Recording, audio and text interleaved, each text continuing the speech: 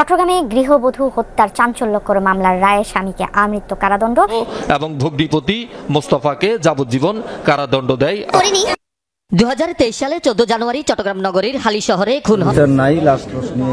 আমরা তো বাড়িতে আওয়ামী লীগ জীবনে ভোটও দেই। আসসালামু আলাইকুম বন্ধুরা, সবাই কেমন আছেন? আশা করি অনেক অনেক ভালো আছেন। দর্শক শ্রোতা, আজকের যে ভিডিও ক্লিপটা আপনাদেরকে দেখাইছি হয়তোবা আপনারা বুঝতে পেরেছেন। আর আজকের এই ভিডিওগুলো শুধুমাত্র তাদের জন্যই যারা স্বামী স্ত্রীর মধ্যে প্রচুর পরিমাণের গ্যাঞ্জাম করেন এবং ঝগড়া করেন, দুনিয়ার থেকে অনেকেকে বিদায় করে দিতে চান। প্রিয় দর্শক, এই ঘটনা যদি আপনার জীবনে ঘটে থাকে অবশ্যই আজকের এই ভিডিওর মাধ্যমে সতর্ক হয়ে যান। কারণ বাংলাদেশের বর্তমান অন্তর্বর্তীকালের সরকার এমন একটি নিয়ম চালু করেছে, আপনারা শুনলে অবাক হয়ে যাবেন, আশ্চর্য হয়ে যাবেন। হয়তোবা অনেক কিছুই অনেকেই জানেন না। আগে আপনারা যারা স্বামীরা ছিলেন, বিশেষ করে কিছু দুষ্কৃত পুরুষ রয়েছে যা স্ত্রীদেরকে অনেক প্রচুর পরিমাণের মারধর করে এবং অনেক চাপ সৃষ্টি করে, তাদের জন্য আজকের এই ভিডিওটি।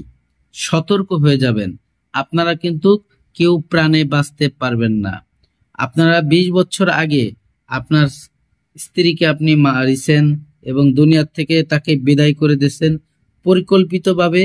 যেভাবে আপনি হত্যাকাণ্ড ঘটিয়েছেন, আপনি এই বিচার আপনার পেতেই হবে।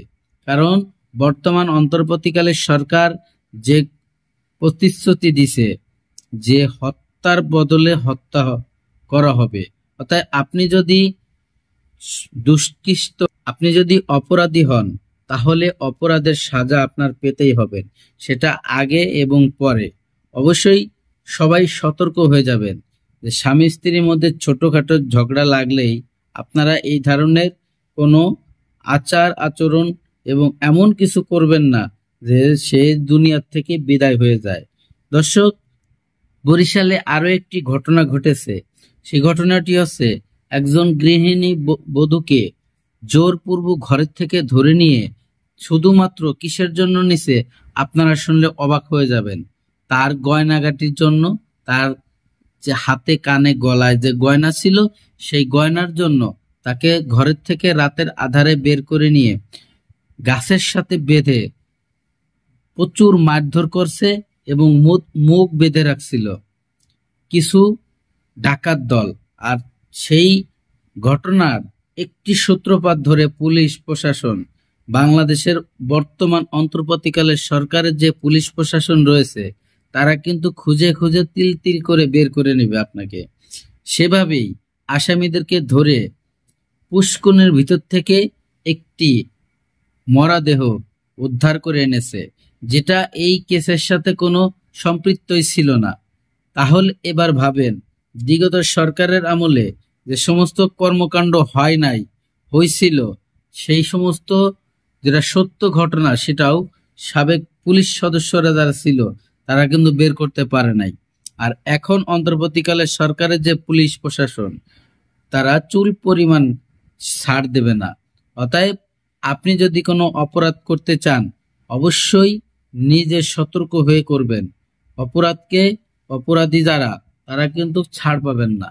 যেভাবে এই হত্যাকাণ্ডের বিচার হয়ে গেল, রায় দিল। প্রিয় দর্শক, বেশি কথা বাড়াবো না, চলে যাবো সে গুরুত্বপূর্ণ ভিডিওগুলো দেখার জন্য। ভিডিওতে যাওয়ার আগে ছোট্ট করে একটি রিকোয়েস্ট করব।